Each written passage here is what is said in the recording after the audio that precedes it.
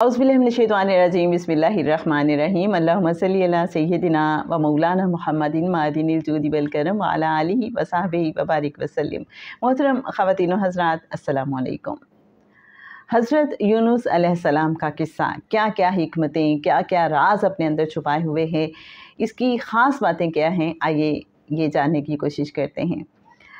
सबसे पहली बात कि सिर्फ 28 साल की उम्र में हज़रत यूनुस अलैहिस्सलाम को नबूवत अता हुई और नैनवा जो एक इलाका था, 1 लाख से ज़ायद आबादी थी उसकी और दजला के किनारे ये इलाका मौजूद था। यहाँ इन्हें नबी बनाकर भेजा गया। यहाँ के बादशाह को इन्होंने दावत हक़ दी और ये साथ रिक्वेस्ट की कि आप इसराइलियों को आज़ाद कर दें। ऑब्वियसली जो ख़ुद को खुदा कहलवाता था उसको ये चीज़ अच्छी नहीं लगी कि मेरे काम में कोई इंटरफेयर करे या मुझे किसी और की बात मानना पड़े। तो ऑब्वियसली बादशाह भी और उस बादशाह के जो फॉलोअर्स थे वो सब हज़रत यूनुस अलैहिस्सलाम के ख़िलाफ़ हो गए। हज़रत यूनुस अलैहिस्सलाम ने जब दावत हक़ दी है नैनवा में बसने वाले लोगों को, तो लोगों ने उनकी इस दावत हक़ पे कान नहीं धरे, बल्कि वो शिर्क, बुत परस्ती, गुरूर तकब्बुर में मुब्तला रहे। अच्छा, जब हम हज़रत यूनुस अलैहिस्सलाम की कौम की बात करते हैं, उनके अगर हम देखें कि औसाफ़ क्या थे, तो औसाफ़ ये थे कि वो माहिर संग तराश थे। पत्थरों को तराश के बुत बनाते थे, मुजस्समे बनाते थे और इस फ़न में वो बहुत माहिर थे। लेकिन संग दिली और वहशत में कोई उनका सानी नहीं था। शदीद संग दिल थे, वहशी थे। अगर किसी कौम पे गालिब आ जाते थे तो उसको मलिया मेट कर देते थे, सफ़ाई हस्ती से मिटा देते थे और इस चीज़ पे फ़ख्र और नाज करते थे। संग दिली की इंतहा देखिए। ज़बान उनकी सामी थी। हज़रत यूनुस अलैहिस्सलाम का ज़माना हज़रत सुलेमान अलैहिस्सलाम के ज़माने के बाद है। जब हज़रत यूनुस अलैहिस्सलाम ने नैनवा के लोगों को अल्लाह की तरफ बुलाया और वो लोग बुत परस्ती से, शिर्क से बाज नहीं आए, जुल्म सितम से बाज नहीं आए, संग दिली नहीं छोड़ी उन्होंने। और एक वक्त फिर ऐसा आया, उनका रवैया देखकर हज़रत यूनुस अलैहिस्सलाम ने उन्हें वार्निंग दी कि 40 दिन के बाद अज़ाब आ जाएगा। लेकिन इसके बावजूद कौम तौबा इस्तिग़फ़ार की तरफ माइल ना हुई। हज़रत यूनुस अलैहिस्सलाम आज़ुर्दा होके, समझ लीजिए, या गज़बनाक हो के वहाँ से चले गए अज़ाब का दिन आने से पहले ही। जब कौम ने देखा कि अज़ाब के आसार ज़ाहिर होना शुरू हो गए हैं, 35वें दिन जो नैनवा शहर है वो धुएं की लपेट में आ गया है, तो उन्हें एहसास हुआ कि हज़रत यूनुस अलैहिस्सलाम की बात इसका मतलब सच थी। अब क्या किया उन्होंने इकट्ठे होके इज्तिमाई तौर पे आजिज़ी इख्तियार की। तौरात की रिवायात के मुताबिक उन्होंने सब ने टाट का लिबास पहना। बादशाह ने भी, उमरा, गुरबा, बच्चे, छोटे बड़े, ख़वातीन, हज़रात, सब ने, इवन अपने जानवरों को भी वो ले आए एक खुले मैदान में और सब अल्लाह के हुजूर गिड़गिड़ाने लगे, अल्लाह से माफ़ी मांगी, तौबा की कि आइंदा से हम ऐसा नहीं करेंगे, तो बस हमें इस बार माफ़ कर दे। तो अल्लाह तो है ही बहुत मेहरबान, उसकी रहमत तो उसके गज़ब पे हावी है। तो अल्लाह ने उन्हें माफ़ कर दिया, उनकी तौबा को कबूल किया। दूसरी तरफ हज़रत यूनुस अलैहिस्सलाम जो अपनी कौम से नाराज़ होकर चले थे, रास्ते में मुख्तलिफ़ वाक़यात पेश आए और जब वो दूसरी जगह पे जाने के लिए हिजरत कर रहे थे, और उस ज़माने के अक़ीदे पे ख़ास तौर पे बात की गई है कि उस ज़माने के लोगों का अक़ीदा था कि जब कोई मफ़रूर ग़ुलाम कश्ती में बैठता था तो कश्ती तूफ़ान की ज़द में आ जाती थी। अब हज़रत यूनुस अलैहिस्सलाम भी जब कश्ती में सवार हुए हैं तो कश्ती बोझल हो गई। लोगों ने कुरान अंदाज़ी की तो हर बार हज़रत यूनुस अलैहिस्सलाम का नाम निकल रहा है। 3 बार कुरान अंदाज़ी की गई। हज़रत यूनुस अलैहिस्सलाम को फ़ौरन इदराक हो गया कि वो मफ़रूर ग़ुलाम मैं ही हूँ। रिवायात में ये भी आता है कि उन्होंने खुद ऑफ़र की कि मैं कश्ती से उतर जाता हूँ, मैं ही एक इजाफ़ी आदमी हूँ। لیکن جو ان کی پرویقار شخصیت تھی اس کو دیکھتے ہوئے جو کشتی کا ملح تھا اس نے کہا نہیں نہیں، ہم تو ہرگز نہیں چاہیں گے کہ آپ کشتی سے اتریں۔ لیکن جب قرعہ اندازی کی جاتی ہے تو ہر بار انہی کا نام نکل رہا ہے۔ کنفرمیشن ہو گئی کہ مفرور غلام یہی ہیں، کیونکہ اللہ کے حکم کے بغیر وہ ہجرت کر رہے ہیں۔ انہوں نے انتظار نہیں کیا اللہ کے حکم کا ہجرت کے لیے، جو کہ انہیں کرنا چاہیے تھا۔ ایک تو یہاں یہ بات اسٹیبلش ہو رہی ہے، دوسرا یہ پتہ چل رہا ہے کہ یہ جو قرعہ اندازی کرنا ہے یہ بھی علم کی ایک شاخ ہے، اور تیسرا یہاں یہ پتہ چل رہا ہے کہ اس زمانے کے لوگوں کا عقیدہ کتنا بجا تھا کہ جو کوئی غلام اپنے آقا سے، اپنے مالک سے بھاگ کر سمندر کا سفر کرنا چاہتا ہے تو کشتی اسے ایکسیپٹ نہیں کرتی، سمندر اسے قبول نہیں کرتا، اس کی راہ کھوٹی ہو جاتی ہے، کشتی طوفان کی زد میں آ جاتی ہے۔ مجبوراً 3 بار قرعہ اندازی ہونے کے بعد حضرت یونس علیہ السلام کو سمندر میں اترنا پڑا، اور ایک بڑی مچھلی نے انہیں فوراً نگل لیا۔ 3 دن 3 راتیں حضرت یونس علیہ السلام اس اندھیرے میں رہے ہیں مچھلی کے پیٹ میں۔ ذرا امیجن کیجئے کہ کیا ہوا ہوگا۔ ادھر کشتی سے وہ پانی میں آئے ہیں اور فوراً جیسے مچھلی اللہ کے حکم کی منتظر تھی، منہ کھولے حضرت یونس علیہ السلام مچھلی کے پیٹ میں۔ آپ دیکھیے قرآن پاک کا انداز کیا خوبصورت ہے کہ مچھلی والے کے طور پہ حضرت یونس علیہ السلام کا ذکر بھی کیا گیا قرآن پاک میں۔ اور جب اندھیرے میں پکارا، اندھیرے میں پکارا، اب یہ اندھیرا کیا ہوتا ہے؟ یہ جو آیت تھی میں نے خاص طور پہ اس کی عربی دیکھی کہ کیا ہے کہ جب اندھیرے میں پکارا، فنادا فی الظلمات لا الہ الا انت سبحانک انی کنت من الظالمین، تو یہ جو انداز ہے فنادا فی الظلمات، کہ ظلمات میں، اندھیرے میں پکارا، تو میں یہ سوچ رہی تھی اس آیت کو پڑھتے ہوئے کہ یہ اندھیرا کیا ہے؟ کیا اس سے مراد محض وہ اندھیرا ہے جو مچھلی کے پیٹ میں ہونے کی وجہ سے حضرت یونس علیہ السلام کو محسوس ہوا، یا اس سے مراد یہ بھی ہے؟ کیونکہ ظلمات کا روٹ ورڈ کیا ہے؟ زوئے لام میم، اور ظلم کا کیا مطلب ہے کہ ایک کام جیسے ہونا چاہیے ویسے ہم نہیں کر رہے، ایک چیز کو جہاں رکھا جانا چاہیے اس چیز کو وہاں نہیں رکھ رہے، آؤٹ آف پلیس کسی بھی چیز کا ہونا، ہمارے رویوں کا، ہمارے عمل کا، ہماری حرکت کا، ہماری سوچوں کا، ہمارے خیالات کا، کچھ بھی جب ہم اس طرح سے نہیں کر رہے جس طرح سے کرنے کا حق ہے تو ہم کیا ہوتے ہیں؟ ہم ظلم کر رہے ہوتے ہیں، ہم ظلمات میں ہوتے ہیں۔ تو حضرت یونس علیہ السلام جو کہ اللہ کے حکم کے بغیر ہجرت کر آئے تھے، تو فنادا فی الظلمات، آپ نے کبھی سوچا کہ جب ہم کوئی بھی ایسا کام کرتے ہیں جو اللہ کو اچھا نہیں لگتا تو کیا ہوتا ہے؟ ہمارے اندر کچھ تاریکی سی آنا شروع ہو جاتی ہے، جیسے دل پہ کوئی دھبا سا لگ جاتا ہے۔ کچھ ایسا ہی معاملہ مجھے اس میں بھی نظر آیا کہ وہ جو پھر ایک شرمندگی ہوتی ہے، وہ جو ایک اندھیرا ہے، ایک غلط کام کرنے کا احساس ہے جس کی وجہ سے تاریکی بڑھ جاتی ہے اور اجالا کچھ کم ہو جاتا ہے،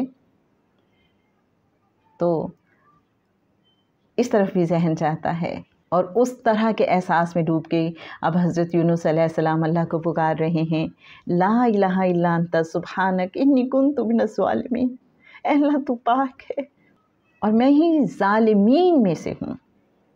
اب یہاں پہ کچھ لوگ بڑا نکتہ اٹھاتے ہیں، وہ کہتے ہیں کہ حضرت یونس علیہ السلام نے کہا انی کنت من الظالمین، تو اس کا کیا مطلب ہے؟ جبکہ حضرت آدم علیہ السلام کی جب ہم دعا پڑھتے ہیں ربنا ظلمنا انفسنا وان لم تغفر لنا وترحمنا لنکونن من الخاسرین، تو وہاں پہ وہ کہہ رہے ہیں ربنا ظلمنا انفسنا، کہ اے اللہ ہم نے اپنی نفوس پہ، اپنی جانوں پہ ظلم کیا، اور حضرت یونس علیہ السلام کہہ رہے ہیں کہ میں ظالمین میں سے ہوں۔ تو یہ کیا فرق ہے؟ بہت سے جو اہل علم ہیں وہ اس کو یوں بھی ایکسپلین کرتے ہیں کہ چونکہ حضرت آدم علیہ السلام وہ ہستی ہیں کہ جن سے پہلی بار بھول ہوئی ہے، تو اس لیے انہوں نے اپنی طرف اس کو منسوب کیا کہ ہم سے ظلم ہو گیا ہے، ہم ظلم کر بیٹھے ہیں اپنے نفوس پہ، اپنی جانوں پہ۔ انہوں نے کسی اور کا ذکر نہیں کیا، کیونکہ دیکھا جائے تو کہانی کا آغاز ہی ان سے ہو رہا ہے نا۔ حضرت یونس علیہ السلام فرما رہے ہیں انی کنت من الظالمین، تو بتایا یہ جاتا ہے چونکہ درمیان میں ایک لمبا عرصہ گزر چکا حضرت آدم علیہ السلام سے حضرت یونس علیہ السلام تک، تو اس سارے پیریڈ میں آبویسلی بہت سے لوگ ایسے جن سے کہیں نہ کہیں کوئی بھول سرزد ہو گئی، کوئی خطا سرزد ہو گئی، یا پھر کوئی ایسی بات جس کو ہم ظلم کے زمرے میں لے کے آتے ہیں۔ تو اس لیے حضرت یونس علیہ السلام نے فرمایا کہ جو لوگ اپنی جانوں پہ ظلم کرتے رہے ہیں، جو ظالمین ہیں، تو میں انہی میں سے ایک ہوں، مجھ سے بھی بھول ہو گئی ہے۔ اس کو یوں ایکسپلین کیا جاتا ہے، لیکن جناب یہ صرف ایک اینگل ہے، اس کے اور بھی بہت سے زاویے ہو سکتے ہیں جو آپ زیادہ بہتر جانتے ہیں۔ آگے چلتے ہیں۔ اب حضرت یونس علیہ السلام کو آئسولیٹ کیا گیا ہے، مجھے یہ بھی سمجھ آتی ہے جب وہ مچھلی کے پیٹ میں ہیں تو انہیں آئسولیٹ کر دیا گیا۔ ہمیں بھی اپنی زندگی میں بہت بار آئسولیشن کا سامنا کرنا پڑتا ہے۔ بعض اوقات ہمارے آس پاس کے حالات ایسے ہو جاتے ہیں کہ ہمیں بالکل اکیلا کر دیا جاتا ہے، الگ تھلگ۔ بعض اوقات کوئی ہمارا تنگ دستی کا ٹیسٹ ایسا آ جاتا ہے کہ ہمیں بہت سے لوگ چھوڑ جاتے ہیں کہ بھائی یہ تو جب دیکھو تو یہ ہمارے تو کسی کام کا نہیں ہے، اس کو کہیں ہماری ضرورت نہ پڑ جائے۔ اس کے ساتھ ساتھ کچھ لوگ ایسے بھی ہیں جن پہ کوئی تہمتیں لگتی ہیں اور لوگ ان تہمتوں پہ، ان افواہوں پہ یقین رکھتے ہیں اور اس انسان کو اکیلا کر دیتے ہیں، رائٹ؟ تو وہ انسان بھی کارنر ہو جاتا ہے، چھانٹی ہو جاتی ہے اس کے آس پاس کے لوگوں کی۔ ہو سکتا ہے کبھی آپ کی زندگی میں ایسا ہوا ہو، یا پھر آپ کے آس پاس کچھ ایسے لوگوں کے ساتھ ہوا ہو اور آپ جانتے ہوں کہ یس اٹ ہیپنس۔ بعض اوقات انسان سے کوئی ایسی غلطی ہو جاتی ہے تو اس کو یہ موقع دیا جاتا ہے کہ وہ ٹھہرے، رکے، اکیلا ہو کے اپنے آپ پہ غور کرے، اپنا تجزیہ اور محاسبہ کرے، اور وہ جو غلطی ہے اس کو سدھار لے۔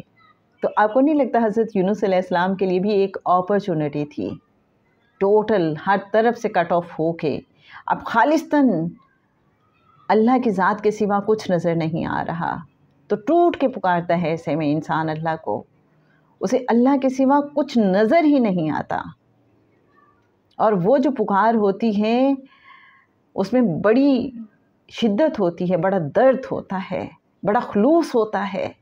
لا الہ الا انت سبحانک انی کنت من الظالمین۔ تو حضرت یونس علیہ السلام بھی 3 دن رات یہی پکارتے رہے، اور اللہ نے پھر مہربانی فرمائی، ایک نوزائیدہ بچے کی طرح اب وہ ساحل کنارے اتار دیے گئے ہیں مچھلی کے پیٹ سے۔ مچھلی نے انہیں اگر دیا، لیکن یہاں ایک سپورٹ سسٹم مل رہا ہے حضرت یونس علیہ السلام کو۔ کیا خوبصورت سپورٹ سسٹم! سمجھ یہ آ رہی ہے کہ اللہ کریم اپنے بندوں کو اکیلا نہیں چھوڑتا، وہ نہ صرف ایک بندے کی معافی توبہ کو قبول کرتا ہے، بلکہ اس کے بعد اس نے اب سروائیو کیسے کرنا ہے اس کے لیے اس کو سپورٹ بھی کرتا ہے۔ حضرت یونس علیہ السلام کے لیے فوراً جس جگہ انہیں مچھلی نے باہر اتارا ہے تو وہاں پہ اللہ نے ایک بیل اگا دی ہے، بہت سے لوگ کہتے ہیں وہ کدو کی بیل تھی، ایک خاص قسم کی بیل، اور اس بیل کا فائدہ یہ تھا کہ اس کے سائے میں وہ پناہ بھی لے سکتے تھے، جیسے ایک چھپر آپ سمجھ لیجئے، اور وہ پانی بھی اس سے حاصل کر سکتے تھے، غذا بھی حاصل کر سکتے تھے اس کے پھل سے، ایسی ایک خاص بیل۔ تو ساری ضروریات پوری کر دی اللہ پاک نے، ایک سپورٹ سسٹم، ان کی سروائیول کے لیے جو جو کچھ ضروری تھا وہ سب انتظام ہو گیا۔ جیسے چڑیا کا ایک نومولود بچہ ہوتا ہے، سکن جس کی بہت سافٹ ہوتی ہے، تو obviously حضرت یونس علیہ السلام کی ایسی ہی سکن تھی۔ آپ کو نہیں لگتا کہ جب ہماری زندگی میں کبھی ہم سے کوئی بڑی غلطی ہو جاتی، کوئی گناہ، یا بعض اوقات جو متقی لوگ ہوتے ہیں ان سے تو چھوٹی سی بھی غلطی سرزد ہو جائے جانے انجانے میں تو وہ اس پہ اتنے آزردہ ہوتے ہیں کہ جیسے ان سے کوئی گناہ کبیرہ ہو گیا ہے، اتنا ملال ہوتا ہے، اور ایسے میں وہ پھر گڑ گڑا کے اللہ سے معافی مانگتے ہیں، تو انسان اس نومولود بچے ہی کی طرح ہو جاتا ہے۔ مجھے تو یہ بھی استعارہ لگا، جیسے حج کے حوالے سے کہا جاتا ہے کہ جس کا حج قبول ہو جاتا ہے تو وہ ایسے ہوتا ہے جیسے نوزائیدہ بچہ، یوں لگ رہا ہے کہ جیسے زیرو سے سٹارٹ ہم زندگی کریں۔ یہ بھی ایک احساس ملتا ہے یہاں سے، دوبارہ سے آپ کو پاک صاف کر دیا جائے جو غلطی بھول جانے انجانے میں ہوئی ہے اس سے۔ اب حضرت یونس علیہ السلام اتنے کمفرٹیبل ہو گئے ہیں اس جگہ پہ، اور ان کا جسم، ان کی صحت بھی ایسا ایسا بحال ہونا شروع ہو گئے ہیں۔ ایک ٹائم آتا ہے کہ اس بیل کو دیمک ختم کر دیتی ہے، جڑ سوکھ جاتی ہے اس کی۔ حضرت یونس علیہ السلام پریشان، اب میں کیا کروں؟ لیکن یہ اصل میں اشارہ تھا، you have to leave this place, you have to migrate back to your town. ہماری زندگی میں بہت بار ایسا ہوتا ہے، ہمیں کمفرٹ زون سے کھینچ کے نکالا جاتا ہے، کوئی ایسے اسباب پیدا کر دیے جاتے ہیں، ہمارے لیے بہت مشکل ہوتا ہے وہ جھٹکا۔ حضرت یونس علیہ السلام جب ایک لمحے کو پریشان ہوئے کہ یہی جو کدو کی بیل ہے یہی تو میرا آسرا ہے، تو یہاں دو چیزیں سمجھ آتی ہیں۔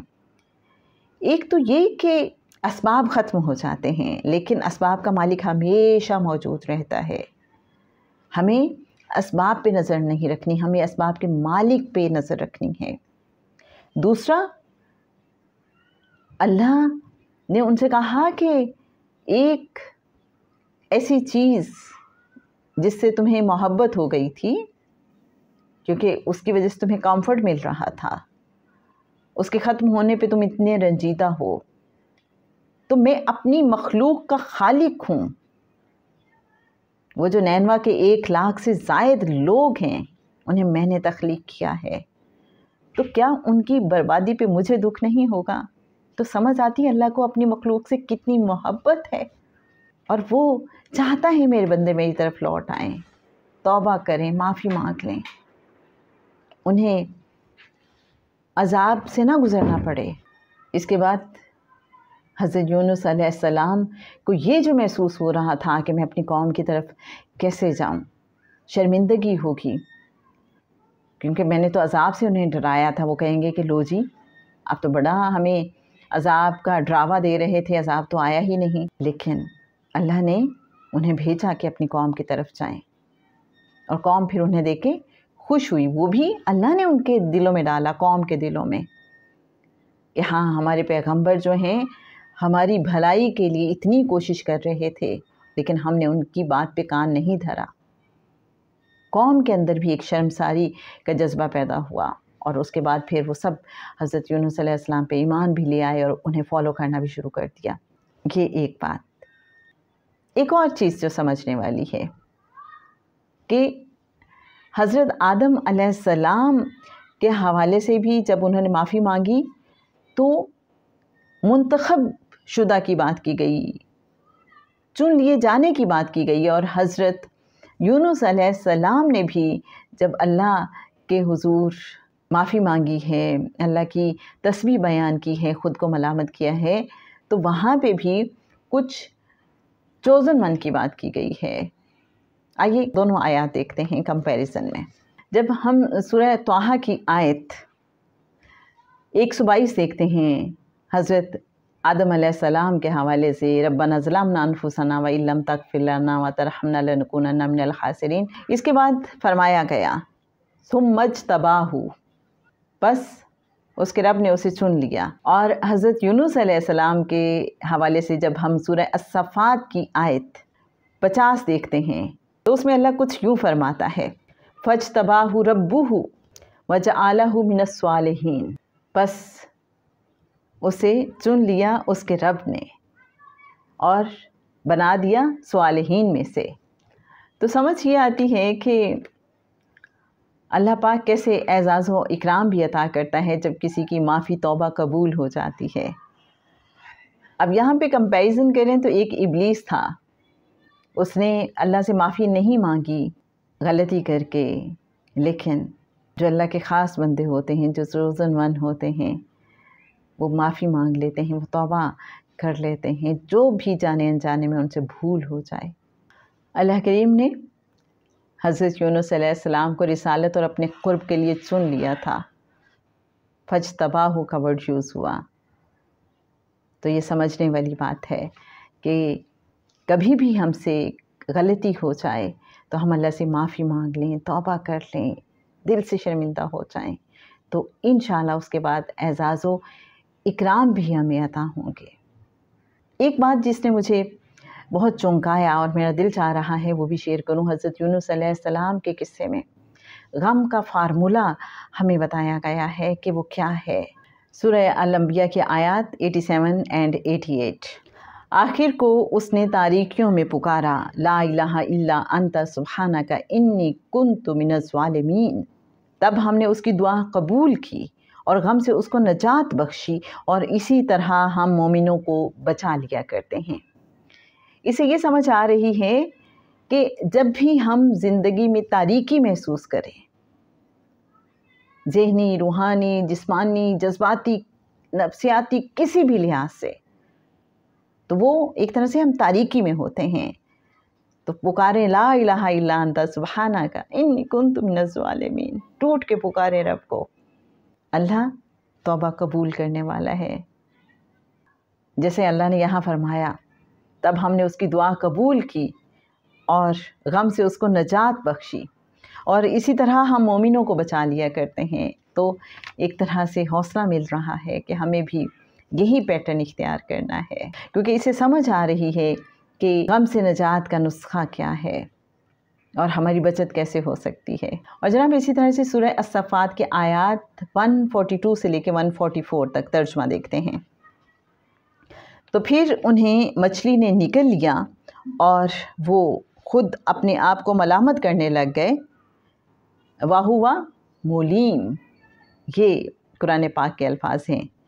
بس اگر یہ پاکی بیان کرنے والوں میں سے یعنی مسبحین میں سے نہ ہوتے تو لوگوں کے اٹھائے جانے کے دن پر اس کے پیٹ میں ہی رہتے۔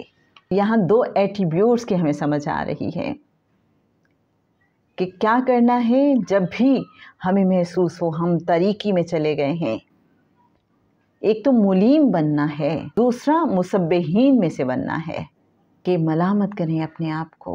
جب میں نے ڈکشنری میں روٹ ورڈز میں خاص طور پہ اس کی ڈیفینیشن پڑھی کہ ملیم اصل میں کہتے کسے ہیں، تو اہل علم بتاتے ہیں کہ ملیم اس قصوروار کو کہا جاتا ہے جو اپنے قصور کی وجہ سے آپ ہی ملامت کا مستحق ہو گیا ہو، خواہ اسے ملامت کی جائے یا نہ کی جائے، لیکن وہ ملیم ہے، ملامت کا مستحق ہے۔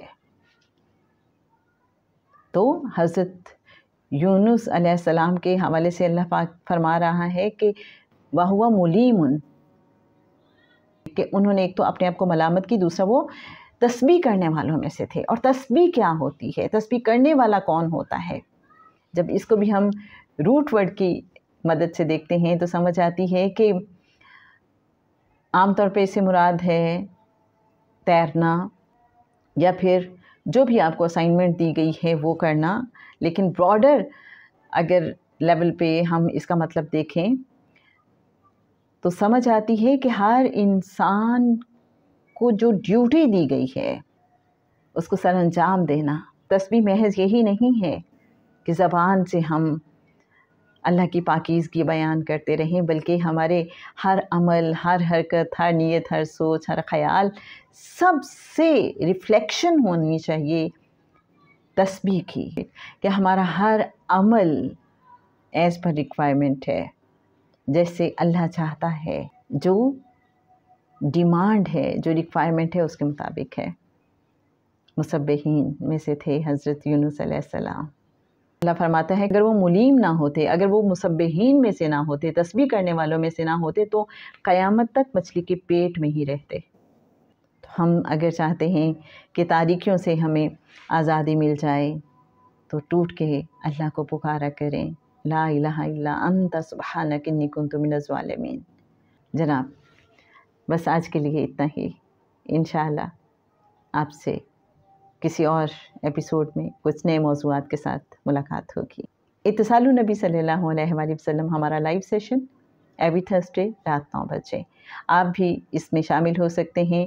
کمنگ تھرسڈے کو انشاءاللہ محفل میلاد النبی صلی اللہ علیہ وآلہ وسلم منعقد ہوگی۔ اتصال النبی صلی اللہ علیہ وآلہ وسلم لائیو سیشن آپ بھی اگر جوائن کرنا چاہتے ہیں تو اسی ویڈیو کے ڈسکرپشن میں آپ کو ہمارے واٹس ایپ گروپ کا لنک مل جائے گا۔ اللہ تعالیٰ ہم سب کو اپنے خاص الخاص بندوں میں شامل فرما لے، اپنے چوزن من میں، جن کو وہ اپنے لیے چن لیتا ہے اور اپنے سے کھینچ کے قریب کر لیتا ہے۔ صلی اللہ تعالیٰ علی حبیبہ محمد و آلہ وسلم۔